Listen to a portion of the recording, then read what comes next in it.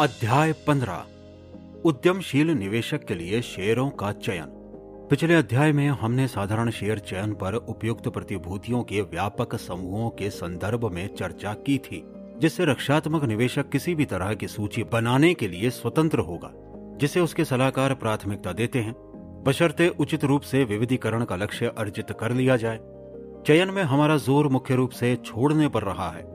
एक और जहां हम ऐसे इशू के खिलाफ सलाह देते हैं जो स्पष्ट रूप से खराब गुणवत्ता के होते हैं, वहीं दूसरी ओर हमारी सलाह उन सभी हाई क्वालिटी इशू के खिलाफ भी होती है यदि उनका भाव इतना अधिक हो कि उसमें स्पेक्युलेटिव का काफी जोखिम शामिल हो।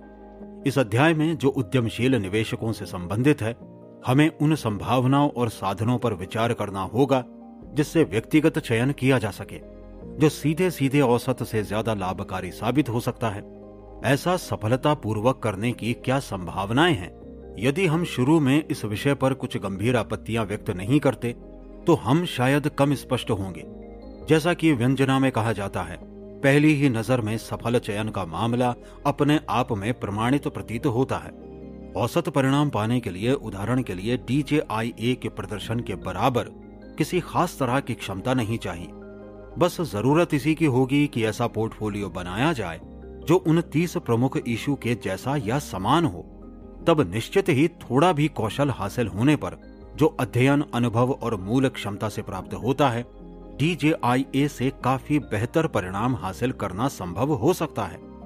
फिर भी इसके विचारणीय और गंभीर प्रमाण हैं कि ऐसा करना बहुत कठिन होता है, भले ही इसे आजमाने वालों की योग्यता कितनी भी उच्चतम हो। इसका प्रमाण अनगिनत निवेश कंपनियों या फंड्स के रिकॉर्ड में निहित है जो कई वर्षों से परिचालन में हैं। इनमें से ज्यादातर फंड इतने बड़े अवश्य होते हैं कि इस क्षेत्र के बेहतरीन वित्तीय या प्रतिभूति विश्लेषकों के साथ ही समुचित अनुसंधान विभाग के अन्य संगठकों की सेवाएं ले सके। इनका परिचालन व्यय जो उनकी पर्याप्त पूंजी में फैला होता है, वो 1 वर्ष के 1% का औसतन लगभग आधा या इससे कम होता है। यह लागत अपने आप में बहुत कम नहीं होती, लेकिन जब इनकी तुलना साधारण शेयरों में 1951-1960 के दशक में मिले तकरीबन 15% के वार्षिक कुल रिटर्न या 1961-1970 में मिले 6% रिटर्न से भी की जाए तो ये बहुत बड़े नहीं होते। कम मात्रा की सुपीरियर चयन क्षमता द्वारा इस व्यय बाधा को आसानी से पार किया जा सकता है और फंड शेयर धारकों के लिए सुपीरियर कुल परिणाम पाया जा सकता है। फिर भी कुल मिलाकर सभी साधारण शेयर फंड्स कई वर्षों की लंबी अवधि में उतना अच्छा रिटर्न कमाने में विफल रहे हैं जितना standard and poor's 500 stock average या पूरे बाजार में दर्शाया गया था। कुछ विस्तृत अध्ययन इस निष्कर्ष को व्यापक रूप से प्रमाणित करते हैं।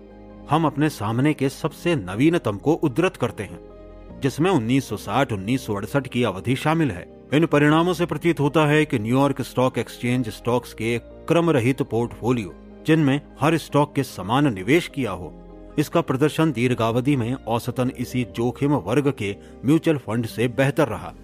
कम और मध्यम जोखिम पोर्टफोलियो ये अंतर काफी अधिक था, क्रमशः 3.7% और 2.5% प्रति वर्ष। लेकिन हाई रिस्क पोर्टफोलियो में यह काफी कम था, 0.2% प्रति वर्ष। जैसा कि हमने अध्याय 9 में उल्लेख किया है कि ये तुलनात्मक आंकड़े किसी भी तरह निवेश फंड की बतौर वित्तीय संस्थान उपयोगिता को खारिज नहीं करते, क्योंकि ये निवेश करने वाली जनता के सभी सदस्यों के लिए उपलब्ध रहते हैं, जिससे उनके साधारण स्टॉक प्रतिबद्धताओं पर तकरीबन औसत परिणाम हासिल हो सके। अनेक कारणों से जनता के अधिकांश सदस्य जो अपनी पसंद के साधारण शेयरों में धन लगाते हैं, वे ऐसा करने में लगभग विफल हो जाते हैं। लेकिन उद्देश्यपरक पर्यवेक्षक के लिए व्यापक औसत के प्रदर्शन को बेहतर करने में फंड्स की विफलता बहुत ही निर्णायक संकेत है कि ऐसी उपलब्धि आसान होने के बजाय वास्तव में अत्यधिक कठिन होती है। ऐसा क्यों है? हम इसके लिए 2 भिन्न स्पष्टीकरण सोच सकते हैं, जिनमें से हर एक आंशिक रूप से लागू होता है। पहली संभावना यह कि शेयर बाजार वास्तव में मौजूदा भावों में न केवल कंपनियों के अतीत और वर्तमान प्रदर्शन के बारे में सभी महत्वपूर्ण तथ्यों को दर्शाता है, बल्कि उनके भविष्य के बारे में जो भी उम्मीदें उचित रूप से बनाई जा सकती हैं, उसे भी प्रतिबिंबित करता है। यदि ऐसा है तो समय समय पर होने वाली विभिन्न बाजार गतिविधियां, जो कि अक्सर बहुतायत होती हैं, अवश्य ही नए घटनाक्रमों और संभावनाओं का परिणाम होंगी, जिन्हें विश्वसनीय रूप से पहले से नहीं देखा जा सकता। इससे भाव गतिविधियां अनिवार्य रूप से आकस्मिक और क्रम रहित होंगी। इस सीमा तक की पूर्व कथन सच निकले, प्रतिभूति विश्लेषक का काम चाहे जितना भी बुद्धिमानी से किया जाए बड़े पैमाने पर अप्रभावी होगा, क्योंकि मूल रूप से वो उसकी भविष्यवाणी का प्रयास कर रहा है जिसकी भविष्यवाणी हो नहीं सकती। प्रतिभूति विश्लेषकों की लगातार बढ़ती संख्या की इस परिणाम तक पहुंचने में अहम भूमिका रही है। एक महत्वपूर्ण साधारण शेयर के पीछे सैकड़ों बल्कि हजारों विशेषज्ञों के मूल्य कारकों का अध्ययन करने से ये उम्मीद होना स्वाभाविक है कि इसका मौजूदा भाव इसके मूल्य पर जानकारी पूर्ण राय पर आम राय को काफी हद तक प्रतिबिंबित करता होगा। अन्य इशू पर इसे प्राथमिकता देने वाले लोगों के ऐसा करने का कारण उनका व्यक्तिगत पक्षपात या आशावाद होगा, जिसके गलत होने की उतनी ही संभावना है जितना सही होने की।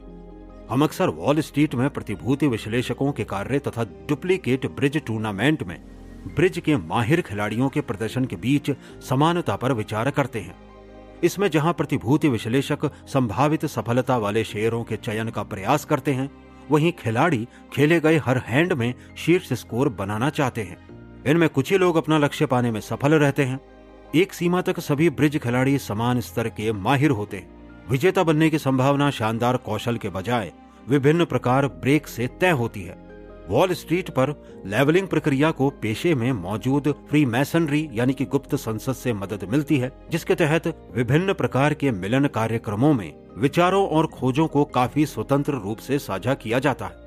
ये लगभग वैसा ही है जैसे समान ब्रिज टूर्नामेंट में विभिन्न विशेषज्ञ एक दूसरे के कंधों पर देख रहे थे और प्रत्येक हैंड पर बहस कर रहे थे जिस तरह यह खेला गया था। दूसरी संभावना काफी अलग किस्म की है। संभवतः प्रत्येक अनेक प्रतिभूति विश्लेषक शेयर चयन की समस्या सुलझाने में बुनियादी रूप से त्रुटि के कारण अक्षम हैं। वे ऐसे उद्योगों को तलाशते हैं जिनमें ग्रोथ की सर्वाधिक संभावनाएं हों तथा इस उद्योग की कंपनियां जिनमें बेहतरीन प्रबंधन और अन्य लाभ हों। इससे फल ये होता है कि वे ऐसे उद्योगों और ऐसी कंपनियों को किसी भी भावों पर खरीदते हैं, चाहे वे जितना अधिक हों, और वे उन कम संभावनाशील उद्योगों और कंपनियों से बचते हैं भले ही उनके शेयरों के भाव कितने भी कम हों। ये प्रक्रिया केवल तभी सही है जब यदि अच्छी कंपनियों की आय निश्चित रूप से भविष्य में भी इतनी ही तेज दर से अनिश्चित काल के लिए बढ़ती रहे, तब सिद्धांत रूप से उनका मूल्य अनंत हो सकता है। और यदि कम संभावनाशील कंपनियां अवसान की तरफ बढ़ रही हों जिनका कोई बचाव ना हो, तो विश्लेषक की उन्हें किसी भी भाव पर अनाकर्षक मानने की सोच ठीक है। हमारे कॉर्पोरेट उद्यमों की सच्चाई इससे बिल्कुल उलट है। बहुत कम कंपनियां लंबे समय तक उच्च दर से अबाधित ग्रोथ दर्शाने में सक्षम होती हैं। साथ ही बहुत ही कम बड़ी कंपनियां अंतिम विलुप्ति से पीड़ित होती हैं।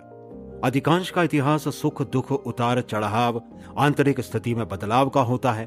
कुछ में विविध भांति की फर्श से अर्श और वापसी की कहानी लगभग चक्रीय आधार पर दोहराई गई है।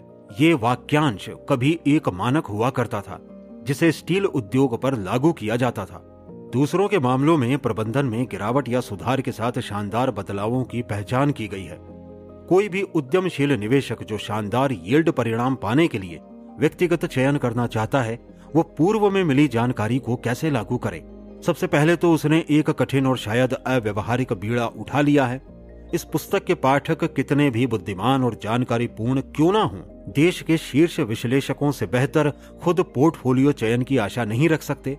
लेकिन यह सच है कि शेयर बाजार में बड़ा सेगमेंट मानक विश्लेषण चयन में पूर्ण अनदेखा कर दिया जाता है या अक्सर इसके खिलाफ पक्षपात होता है। तो इंटेलिजेंट इन्वेस्टर इस अवस्था में हो सकता है कि इस परिणामी अंडर वैल्यू से मुनाफा कमा सके, लेकिन ऐसा करने के लिए उसे उन खास पद्धतियों पर चलना होगा जिन्हें आमतौर पर वॉल स्ट्रीट स्वीकार नहीं करता, क्योंकि जो स्वीकार्य नहीं है वे हर किसी के लिए जैसे वे चाहते हैं वैसे परिणाम उत्पन्न करते प्रतीत नहीं होते। हालांकि ये काफी अजीब भी है कि शेयर बाजार में काम करने वाले इतने सारे पेशेवर दिमागों के बाद भी ऐसे तरीके हैं जो ठोस और तुलनात्मक रूप से अलोकप्रिय दोनों हैं। फिर भी हमारा अपना करियर और साख भी इस संभाव्य तथ्य पर आधारित होते हैं। ग्राहम न्यूमैन पद्धति का सारांश।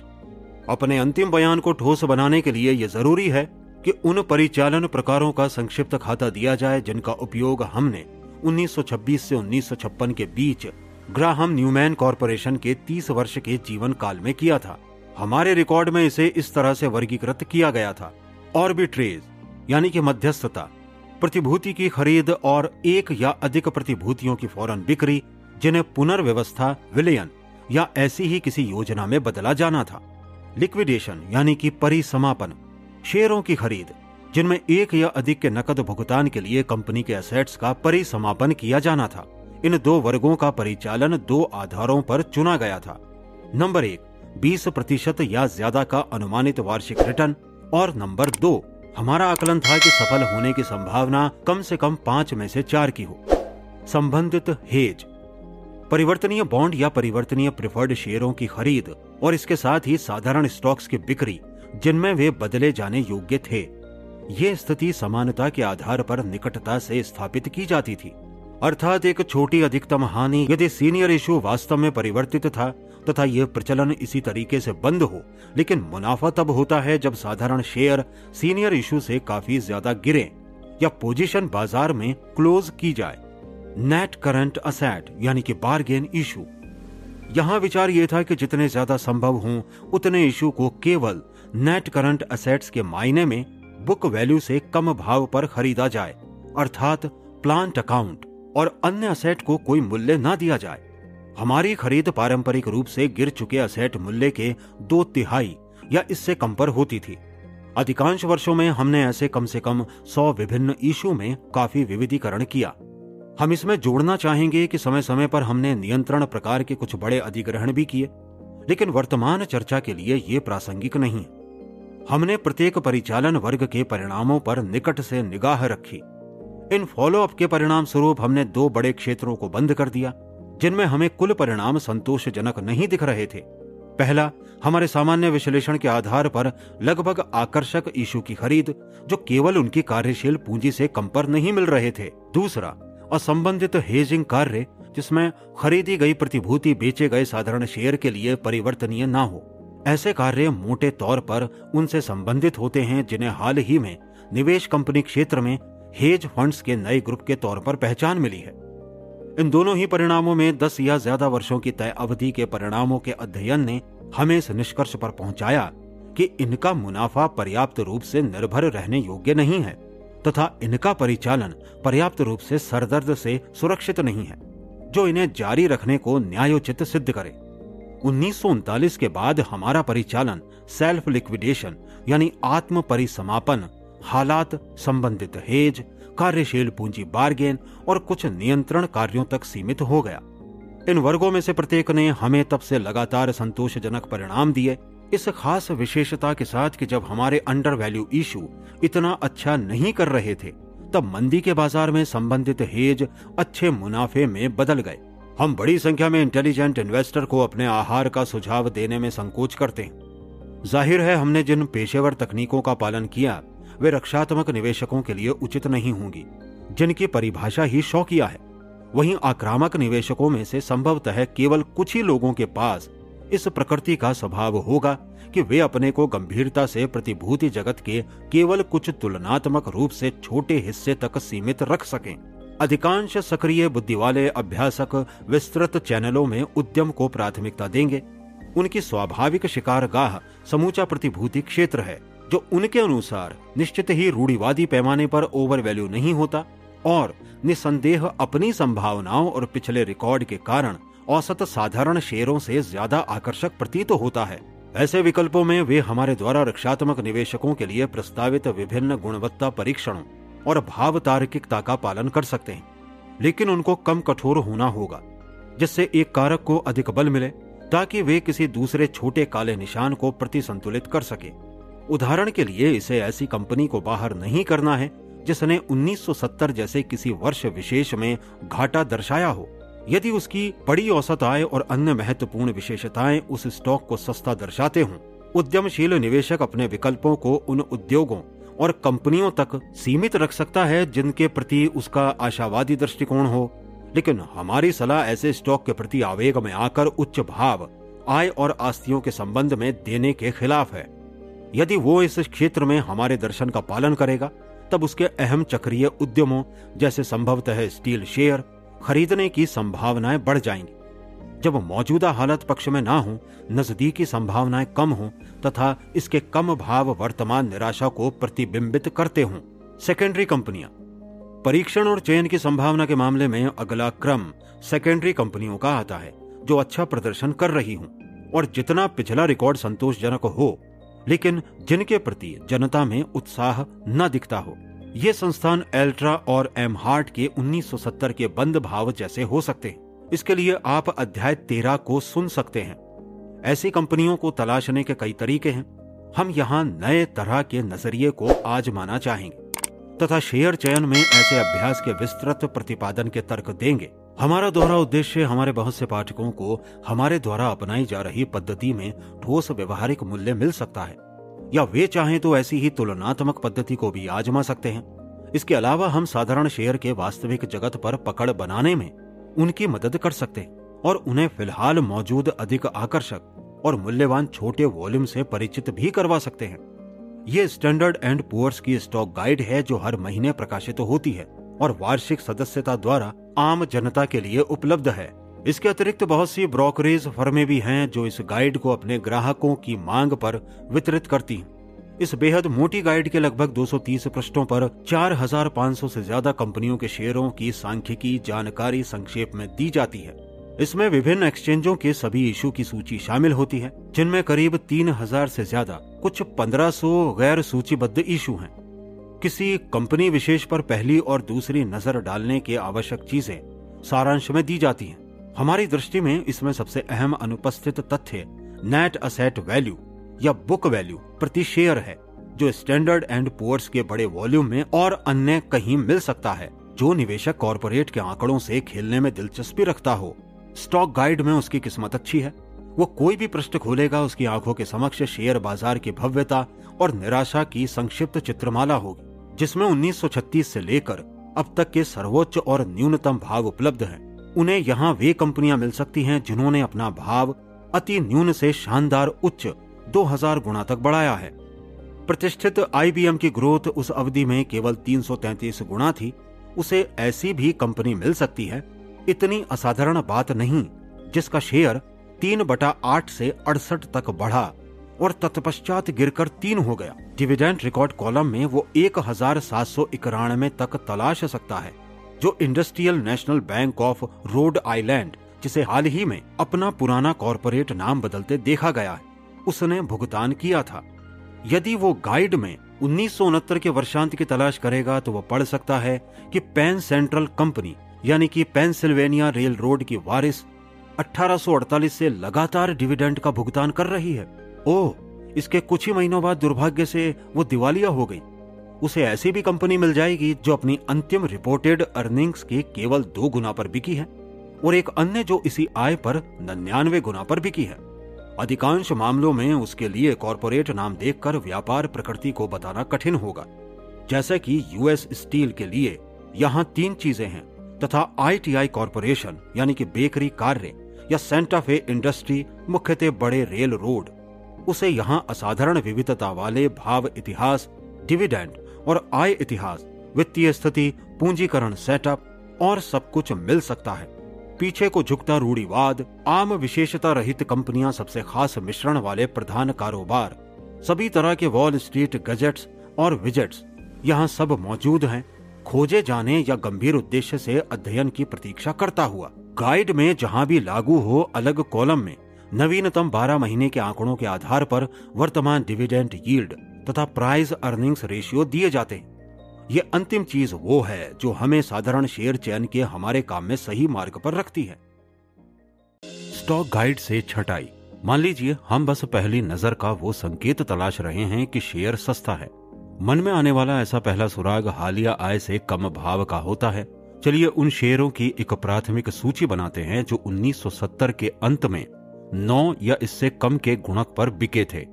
ये आधार सामग्री समसंख्यांकित पृष्ठ के अंतिम कॉलम पर सहज ही मिल जाएगी।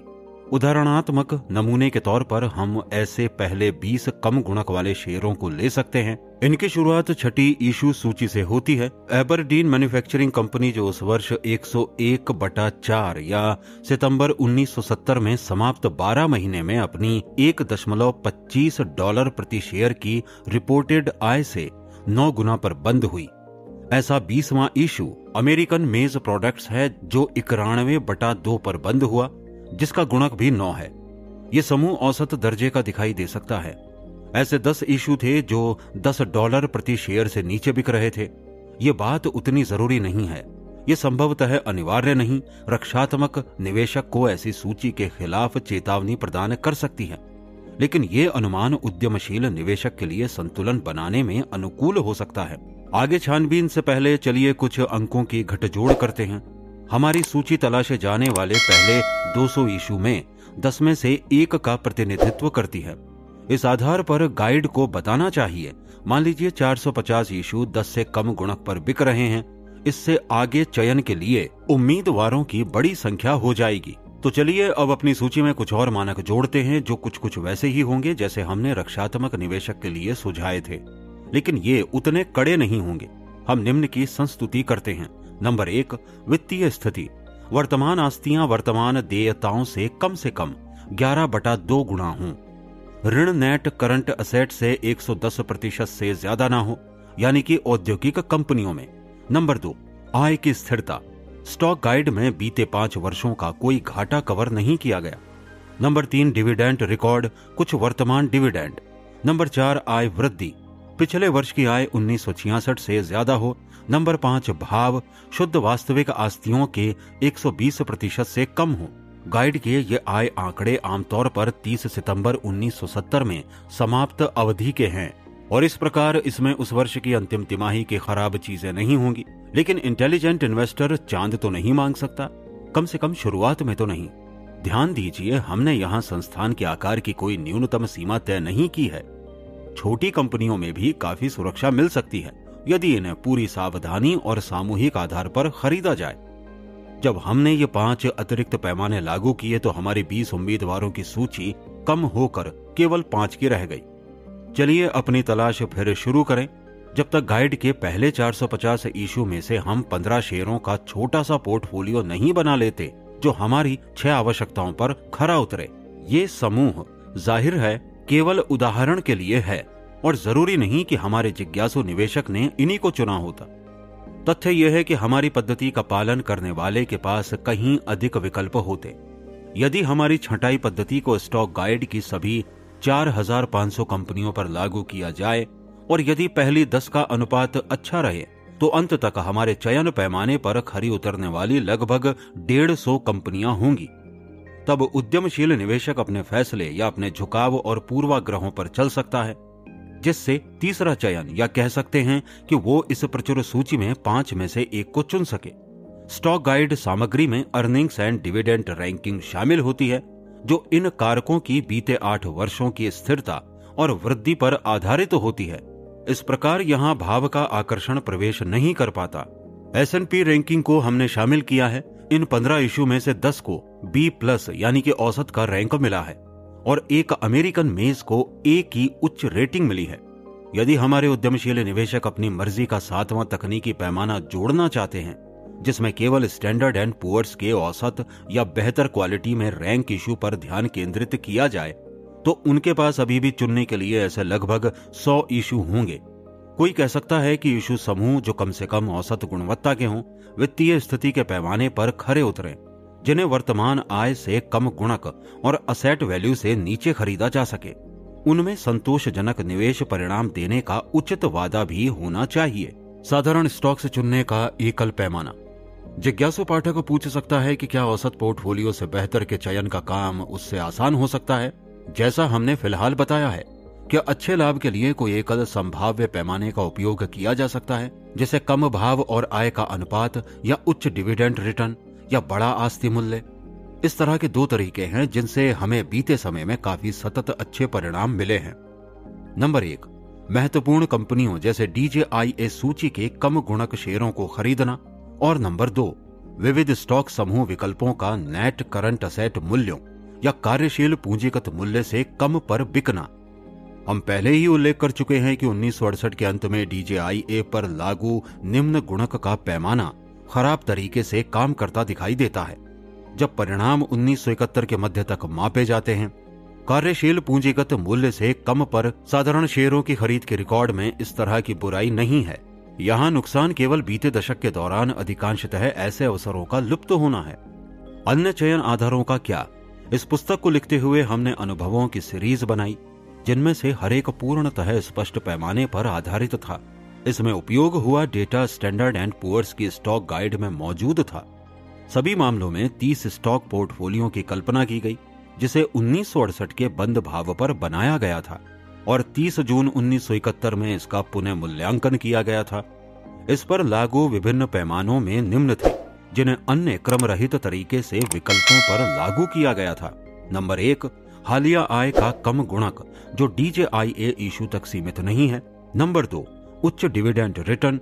नंबर 3, दीर्घावधिक डिविडेंड रिकॉर्ड। नंबर 4, आउटस्टैंडिंग शेयरों की संख्या के मायने में बहुत बड़ा संस्थान। नंबर 5, मजबूत वित्तीय स्थिति। नंबर 6, डॉलर प्रति शेयर में कम भाव। नंबर 7, पिछले उच्च भाव की तुलना में कम भाव। नंबर 8, स्टैंडर्ड एंड पुअर्स द्वारा हाई क्वालिटी रैंक मिला हो। यहाँ ध्यान देना होगा कि स्टॉक गाइड में उपरोक्त पैमानों में से प्रत्येक के लिए कम से कम एक कॉलम दिया रहता है। ये संकेत करता है कि प्रकाशक भी मानते हैं कि ये सब साधारण शेयरों के विश्लेषण और चयन से अहम है। जैसा कि हमने ऊपर बताया, हम यहाँ एक और आंकड़ा जोड़ना चाहेंगे, प्रति शेयर नेट असेट वैल्यू। हमारे विभिन्न परीक्षणों में जो सबसे महत्वपूर्ण तथ्य निकल कर आया, वो क्रम रहित खरीद वाले शेयरों के प्रदर्शन से संबंधित था। हमने उनके प्रदर्शन की जांच 30 स्टॉक पोर्टफोलियो पर की, जिनमें से हर एक इशू 31 दिसंबर 1938 तथा 31 अगस्त 1971 के भी स्टॉक गाइड की पहली कतार में मिल जाएगा। इन दोनों तारीखों के बीच S&P कंपोजिट वास्तव में अपरिवर्तित रहा तथा DJIA में लगभग 5% का नुकसान हुआ, लेकिन हमारे 90 क्रम रहित चयनित इशू में गिरावट औसतन 22% थी। यहाँ हम उन 19 इशू को शामिल नहीं कर रहे जिन्हें गाइड से निकाला गया और जिनमें संभवतः ज्यादा बड़ा नुकसान हुआ था। ये तुलनात्मक परिणाम निश्चित रूप से निम्न गुणवत्ता वाले छोटे इशू की तेजी के बाजार में तुलनात्मक ओवर वैल्यू की प्रकृति को प्रतिबिंबित करते हैं तथा इनमें मजबूत इशू से तब ज्यादा गिरावट आती है जब भावों में गिरावट हो। इससे इनकी पूर्ण क्षतिपूर्ति में भी देर हो जाती है, जो कई मामलों में अनंत काल की होती है। यहाँ इंटेलिजेंट इन्वेस्टर के लिए सीख है, स्पष्ट रूप से पोर्टफोलियो बनाते समय दूसरे दर्जे के इशू से बचें, जब तक कि उद्यमशील निवेशकों के लिए वे साफ तौर पर बार्गेन ना दिखते हों। पोर्टफोलियो अध्ययन से निकले अन्य परिणाम सार रूप में निम्न है। अध्ययन किए गए समूहों में से केवल 3 ने S&P कंपोजिट से बेहतर और इसी कारण DJIA से भी बेहतर कर दिखाया। जैसे number 1, high quality ranking. A+ वाली इंडस्ट्री ने S&P इंडस्ट्रियल के 2.4% और DJIA के 5.6% की गिरावट के मुकाबले इसी अवधि में 9.5% की बढ़त हासिल की। हालांकि A+ रेटिंग वाले 10 जनोपयोगी इशू में 55 stock S&P public utility index के 14% के मुकाबले 18% की गिरावट आई। फिर से टिप्पणी करना जरूरी है कि S&P रैंकिंग इस A की जांच में अच्छी तरह दिखाई दी। हर मामले में हाई रैंकिंग पर आधारित पोर्टफोलियो ने लो रैंकिंग पोर्टफोलियो से बेहतर किया। नंबर 2, कंपनियां जिनका 50 मिलियन से ज्यादा का शेयर आउटस्टैंडिंग था, उनमें इंडेक्स में थोड़ी गिरावट के मुकाबले कोई बदलाव नहीं देखा गया। नंबर 3, ये अजीब रहा कि उच्च भाव प्रति शेयर 100 से अधिक पर बिक रहे शेयरों ने थोड़ी सी 1% संयुक्त वृद्धि दर्शाई। अपनी विभिन्न जांचों में से एक में हमने बुक वैल्यू को आधार बनाया। ये आंकड़े स्टॉक गाइड में नहीं दिए गए थे। जहां हमने पाया हमारे निवेश दर्शन के विपरीत, जिन कंपनियों ने अपने बाजार भाव में बड़े आकार के साथ अच्छी साख के घटक को जोड़ा था, उन्होंने 21/2 वर्ष की होल्डिंग अवधि में पूरी तरह से अच्छा प्रदर्शन किया। यहाँ अच्छी साख वाले घटक से हमारा मतलब है कि वो भाव अंश जो बुक वैल्यू से ज्यादा था। हमारी अच्छी साख वाले दिग्गजों की सूची 30 इशू से बनी है, जिनमें से प्रत्येक का अच्छी साख घटक $1 बिलियन से ज्यादा का है, जो उसके बाजार भाव के आधे से अधिक का प्रतिनिधित्व करता है। 1968 के अंत में इन अच्छी साख वाली वस्तुओं का कुल बाजार मूल्य $120 बिलियन से भी ज्यादा था। अपने आशावान बाजार मूल्यांकन के बावजूद इस समूह में समग्र रूप से दिसंबर 1968 से अगस्त 1971 के बीच 15% प्रति शेयर की भाव वृद्धि हुई और इसने खुद को 20 विषय सूची अध्ययन में अपने को सबसे बेहतरीन प्रदर्शित किया। एक तथ्य जिसे कभी अनदेखा नहीं करना चाहिए जब आप निवेश नीतियों पर काम कर रहे हों। ये साफ है कि कम से कम इन कंपनियों के साथ अत्यधिक संवेग तो जुड़ा है, जो बड़े आकार का गुण, आय का शानदार पिछला रिकॉर्ड, जनता की भविष्य में निरंतर आय वृद्धि की उम्मीद तथा बीते अनेक वर्षों की मजबूत बाजार क्रिया आदि इन सबको जोड़ती है। हमारे मात्रात्मक पैमाने पर भाव भले ही अधिक प्रतीत होते हों, ये आधारभूत बाजार संवेग ऐसे इशू को कमोबेश अनिश्चित काल के लिए जारी रख सकता है। स्पष्ट है, ये अनुमान इस वर्ग के हर एक इशू पर लागू नहीं हो सकता। जैसे कि निर्विवाद अच्छी साख प्रमुख IBM 30 महीने की अवधि में 315 से गिरकर 304 पर आ गया। ये जानना कठिन है कि दिख रही शानदार बाजार क्रियाएं किस हद तक सच्ची या निवेश विषयक पात्रता पर खरी हैं और किसी सीमा तक ये दीर्घ स्थापित लोकप्रियता है। इसमें संदेह नहीं कि यहाँ दोनों ही कारक अहम हैं। साफ तौर पर दीर्घावधिक और अच्छी साख वाले दिग्गजों की हालिया बाजार क्रिया दोनों ही उन्हें साधारण शेयरों के विविधीकृत पोर्टफोलियो के लिए अनुशंसा योग्य बनाती होंगी। हालांकि हमारी अपनी प्राथमिकता वो अन्य प्रकार रहेंगे जो अनुकूल निवेश कारकों का संयोजन दर्शाते हैं, जिनमें बाजार भाव का कम से कम 2/3 असेट वैल्यू भी शामिल है। अन्य पैमानों के उपयोग से हुई जांच से आमतौर पर संकेत मिले कि एक अनुकूल कारक पर आधारित क्रमरहित सूची ने विपरीत कारक से चुनी क्रमरहित सूची से बेहतर किया। कम गुणक इशू में इस अवधि के दौरान उच्च गुणक इशू से कम गिरावट आई और दीर्घावधि डिविडेंड भुगतानकर्ता को उनसे कम नुकसान हुआ, जो 1968 के अंत में डिविडेंड का भुगतान नहीं कर रहे थे। उस सीमा तक परिणाम हमारी अनुशंसाओं का समर्थन करते हैं कि चयनित इशू मात्रात्मक या वास्तविक पैमाने के संयोजन पर खरे उतरते हैं। अंत में हमें S&P कंपोजिट के मूल्य रिकॉर्ड की तुलना में समग्र रूप से हमारी सूचियों द्वारा बहुत खराब प्रदर्शन पर टिप्पणी करनी चाहिए। इसमें S&P की कीमत प्रत्येक एंटरप्राइज के आकार से तय होती है, जबकि हमारी जांच प्रत्येक कंपनी का एक शेयर लेने पर आधारित है। निसंदेह S&P पद्धति द्वारा दिग्गज संस्थानों पर ज्यादा जोर दिया गया है, जिससे परिणामों में बड़ा अंतर आया है तथा ये फिर से उबाऊ कंपनियों के मुकाबले उनकी शानदार भाव स्थिरता का संकेत देता है। बार्गेन इशू या नेट करंट असेट स्टॉक्स। उपरोक्त जांच में हमने नेट करंट असेट वैल्यू से कम भाव पर खरीदे 30 इशू के परिणामों को शामिल नहीं किया है। इसका कारण ये था कि इनमें से केवल मुट्ठी भर इशू ही 1967 के अंत की स्टॉक गाइड में मिलते हैं, लेकिन 1970 की गिरावट के बाद तस्वीर बदल गई तथा उस वर्ष कम भाव पर अच्छी संख्या में साधारण शेयरों को उनके कार्यशील पूंजी मूल्य से कम पर खरीदा जा सकता था। हमेशा यही देखा गया और आज भी देखा जाता है कि ये कहना हास्यास्पद रूप से सरल है कि यदि कोई व्यक्ति केवल नेट करंट असेट से कम भाव पर साधारण शेयरों के विविधीकृत समूह को सभी पूर्व दावों को घटाने के बाद तथा फिक्स्ड और अन्य आस्तियों को शून्य से शुरू करके हासिल कर लेता है, तो इससे काफी संतोषजनक परिणाम मिल सकते हैं। हमारे 30 वर्षों से भी ज्यादा के अनुभव यानी 1923 से 1957 के बीच में यही हुआ है, सिवाय 1930 से 1932 के वास्तविक मुसीबत के समय को छोड़कर। क्या 1971 के आरंभ में इस पद्धति की प्रासंगिकता थी? हमारा जवाब हाँ होगा। स्टॉक गाइड पर एक नजर मारने भर से ऐसे कुछ 50 या ज्यादा इशू सामने आ गए जो नेट करंट असेट वैल्यू या इससे नीचे के स्तर पर मिल सकते थे। जैसा कि उम्मीद थी कि इनमें से बहुत से अच्छे इशू ने 1970 के कठिन वर्ष में बुरा प्रदर्शन किया था। यदि हम पिछले 12 महीने की अवधि में नुकसान दर्ज करने वालों को निकाल देते तो भी हमारे पास इतने इशू अवश्य बच जाते कि हम एक विविधीकृत सूची बना सके। हमने 5 इशू का डेटा दिया है जो अपने कार्यशील पूंजीगत मूल्य से कम पर अपने 1970 के कम भाव पर बेचे गए। इससे शेयरों के भाव में उतार चढ़ाव की प्रकृति पर कुछ वैचारिक कसरत होती है। ऐसा कैसे हुआ कि सुस्थापित कंपनियां जिनका ब्रांड देश भर में घर घर जाना जाता था, इनका इतना कम भाव लगाया गया, उसी वक्त जब बाकी संस्थान निश्चित ही जिनकी अर्निंग ग्रोथ बेहतर थी, उनकी बैलेंस शीट जो दिखाती थी उससे कई बिलियन डॉलर अधिक पर बिक रहे थे।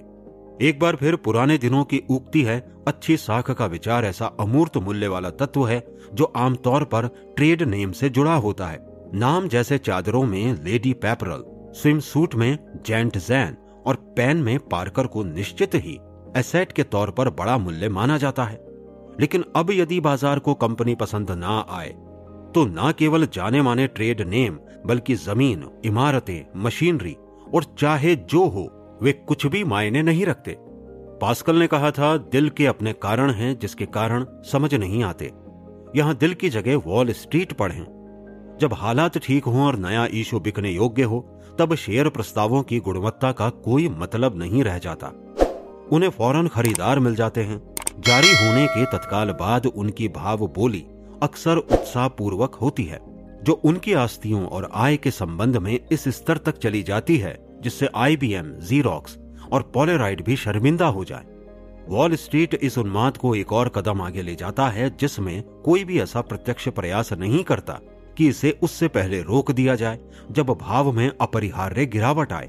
SEC इससे ज्यादा कुछ नहीं कर सकता कि जानकारियों के खुलासे पर जोर दे जिस पर स्पेक्युलेटिव जनता ज्यादा ध्यान नहीं देती, या SEC जांच की घोषणा कर सकता है और अक्सर विभिन्न प्रकार के हल्के दंड लगा सकता है जब कानून को साफ तौर पर तोड़ा गया हो। जब ऐसे बहुत से छोटे छोटे लेकिन निहायत हवा भरे संस्थान नजरों से पूरी तरह या अंशतः ओझल हो जाएंगे तो इन सबको दार्शनिक रूप से खेल का हिस्सा मान लिया जाएगा। अगली दफा हर कोई ऐसी अक्षम्य उच्च श्रृंखलता से कान पकड़ता है। भद्र पाठक इस लेक्चर के लिए धन्यवाद कहेंगे, लेकिन आपके बार्गेन इशू का क्या व्यक्ति बिना कोई गंभीर जोखिम लिए इसमें धन कमा सकता है? निश्चित ही हाँ, यदि आपको ये इतने मिल जाएं कि विविधीकृत समूह बना सके, और यदि आप धैर्य ना खो बैठें, यदि वे आपके खरीदते ही फौरन चढ़ ना पाएं। कई बार धैर्य रखना काफी जरूरी जान पड़ता है। अपने पिछले संस्करण में हमने एक जोखिम का उदाहरण दिया था जो हमारे लिखते वक्त जारी है। ये बर्टन डिक्सी कॉरपोरेशन की बात है जिसका शेयर उसकी 30 की नेट करंट असेट वैल्यू और 50 की बुक वैल्यू के मुकाबले 20 पर बिक रहा था। इस खरीद पर मुनाफा तुरंत नहीं होने वाला था, लेकिन अगस्त 1967 में सभी शेयर धारकों को उनके शेयरों के लिए 533/4 का प्रस्ताव दिया गया, जो संभवतः उनकी बुक वैल्यू के बराबर था। धैर्यवान धारक जिनसे इस शेयर को मार्च 1964 में 20 पर खरीदा था, उसे 31.5 वर्ष में 165% मुनाफा हो रहा था। 47% का नॉन कंपाउंडेड वार्षिक रिटर्न। हमारे अनुभव में ज्यादा बार्गेन इशू में अच्छा मुनाफा दिखाने में इतनी देर नहीं लगी, ना ही उनमें दर इतनी ऊंची रही है। इसके जैसी ही स्थिति अभी हमारे लिखते वक्त भी है। नेशनल प्रेस्टो इंडस्ट्रीज पर चर्चा को देखें, विशेष परिस्थितियां या वर्कआउट्स। चलिए संक्षिप्त में इस क्षेत्र को भी देखते हैं, क्योंकि ये उद्यमशील निवेशक के परिचालन कार्यक्रम में सैद्धांतिक रूप से जोड़े जाने योग्य है। इस पर ऊपर टिप्पणी भी है। यहाँ हम कुछ शैलियों के उदाहरण लेंगे और कुछ अतिरिक्त टिप्पणियां कि इनमें एक खुले दिमाग वाले और सजग निवेशक के लिए क्या प्रस्तावित है। अन्य के अलावा ऐसी 3 परिस्थितियां अभी वर्तमान 1971 में घटी और इन्हें निम्न तरीके से संक्षिप्त कर सकते हैं। परिस्थिति 1, कैसर रॉथ का बॉर्डन द्वारा अधिग्रहण। जनवरी 1971 में बॉर्डन इनकॉर्पोरेशन ने कैसर रॉथ का नियंत्रण हासिल करने की योजना की घोषणा की। डाइवर्सिफाइड अपैरल, जिसमें वे कैसर रॉथ के 1 शेयर के बदले अपने 11/3 शेयर दे रहे थे। अगले दिन सक्रिय ट्रेडिंग में बॉर्डन 26 पर बंद हुआ और कैसर रॉथ 28 पर। यदि किसी ऑपरेटर ने इस भाव पर कैसर रॉथ के 300 शेयर खरीदे होते और बॉर्डन के 400 शेयर बेचे होते, और यदि बाद में यह सौदा घोषित शर्तों पर पूरा हुआ होता, तो इसे अपनी शेयर लागत पर कुछ 24% का लाभ होता, जिनमें से कमीशन और कुछ अन्य चीजों को घटाना होगा। मान लेते हैं कि यह सौदा होने में 6 महीने लग गए थे, तो इसका अंतिम मुनाफा संभवतः 40% वार्षिक दर से ज्यादा होता। परिस्थिति 2, नवंबर 1970 में नेशनल बिस्किट कंपनी ने $11 नकद पर औरोरा प्लास्टिक कंपनी का नियंत्रण खरीदने का प्रस्ताव रखा। उनके शेयर लगभग 81.5 पर बिक रहे थे। महीना समाप्त होने तक ये 9 पर बंद हुआ और वर्ष के अंत तक बिकता रहा। यहाँ निर्दिष्ट सकल लाभ मूल रूप से लगभग 25% था, जो विफलता के जोखिम और समय तत्व का विषय था। परिस्थिति 3, यूनिवर्सल मैरियन कंपनी ने अपना कारोबारी परिचालन बंद कर दिया था। उसने अपने शेयर धारकों से कंपनी के विघटन का अनुमोदन करने को कहा। खजांची ने बताया कि बुक वैल्यू पर साधारण शेयरों का भाव लगभग $281.2 प्रति शेयर था, जिसका बड़ा हिस्सा तरल रूप में था। 1970 में यह शेयर 211/2 पर बंद हुआ, जो इसमें 30% से अधिक सकल लाभ की संभावना का संकेत था। यदि परिसमापन में बुक वैल्यू की वसूली कर ली जाती यदि इस तरह के परिचालनों का संचालन जोखिम का बंटवारा करने के लिए विविधीकृत आधार पर किया जाए तो मान लीजिए 20% या बेहतर वार्षिक मुनाफा पाने का भरोसा किया जा सकता है। ऐसे में निसंदेह वे केवल उचित होने से कुछ अधिक ही होंगे। चूंकि ये पुस्तक विशेष परिस्थितियों पर नहीं है तो हम यहाँ कारोबारी विवरण में नहीं जाना चाहेंगे, क्योंकि ये वस्तुतः कारोबार ही है। चलिए यहाँ अभी हाल के वर्षों के 2 विरोधाभासी घटनाक्रमों का उल्लेख करते हैं। एक और चयन किए जा सकने वाले सौदों की संख्या में कह सकते हैं बीते 10 वर्षों के मुकाबले भारी इजाफा हुआ। इस स्थिति को हम कॉरपोरेशन की धुन कह सकते हैं कि वे अपनी गतिविधियों को विभिन्न प्रकार के अधिग्रहण आदि में विविधीकृत कर रहे थे। 1970 में विलयन घोषणाओं की संख्या औसतन कुछ 5000 थी, जो 1969 की 6000 से अधिक से कम थी। इस सौदों में शामिल समूचे धन का मूल्य कई बिलियन तक था। शायद 5000 घोषणाओं का छोटा सा हिस्सा विशेष परिस्थिति खरीदार के लिए शेयरों की खरीद का स्पष्ट अवसर पेश कर सकता था, लेकिन ये हिस्सा अभी भी इतना बड़ा था कि इसे अध्ययन, छंटाई और चयन में व्यस्त रख सकता था। तस्वीर का दूसरा रुख ये था कि अधिग्रहण घोषणाओं के मुकम्मल नहीं होने का अनुपात बढ़ रहा था। ऐसे मामलों में निश्चित ही मुनाफे का लक्ष्य हासिल नहीं हो सकता था। इसके स्थान पर कम या ज्यादा गंभीर नुकसान होने की आशंका थी। विफलता के अनेक कारण थे, जिनमें गैर भरोसेमंद दखलंदाजी, शेयर धारकों का विरोध, बाजार स्थितियों में बदलाव, आगे अध्ययन में प्रतिकूल संकेत, विवरणों पर सहमति न बनना आदि शामिल थे। निश्चित ही यहाँ तरकीब यही है कि अनुभव के सहारे फैसला लिया जाए और उन सौदों को चुने जिनके सफल होने की अधिकतम संभावना है, तथा उन्हें भी जिनके विफल होने की अवस्था में नुकसान की न्यूनतम संभावना हो। उपरोक्त उदाहरणों पर अतिरिक्त टिप्पणियां। कैसर रॉथ, इस कंपनी के डायरेक्टरों ने पहले ही बोर्डन के प्रस्ताव को नामंजूर कर दिया था जब यह अध्याय जनवरी 1971 में लिखा जा रहा था। यदि इस कार्रवाई को तुरंत रोक दिया जाता तो कमीशन समेत समूचा नुकसान कैसर रॉथ शेयर के भाव का लगभग 12% होता। औरोरा प्लास्टिक्स, 1970 में इस कंपनी के बुरे प्रदर्शन के कारण अधिग्रहण शर्तों पर पुनः मोल तोल हुआ और भाव घटकर 101/2 रह गया। शेयरों के लिए मई के अंत में भुगतान कर दिया गया। यहां मिली वार्षिक रिटर्न दर लगभग 25% थी। यूनिवर्सल मैरियन कंपनी ने तुरंत नकद और स्टॉक में लगभग $7 प्रति शेयर का प्रारंभिक वितरण किया, जिससे निवेश घटकर 141/2 रह गया। हालांकि बाद में इसका बाजार भाव 13 तक नीचे गिर गया, जिससे इसके परिसमापन के अंतिम परिणामों पर संदेह होने लगा। ये मानते हुए कि दिए गए 3 उदाहरण 1971 में समग्र रूप से वर्कआउट या ऑर्बिट्रेज के अवसरों का काफी हद तक प्रतिनिधित्व करते हैं, इससे ये स्पष्ट है कि यदि इनमें बिना सोचे समझे प्रवेश किया जाता है तो वे आकर्षक नहीं होते।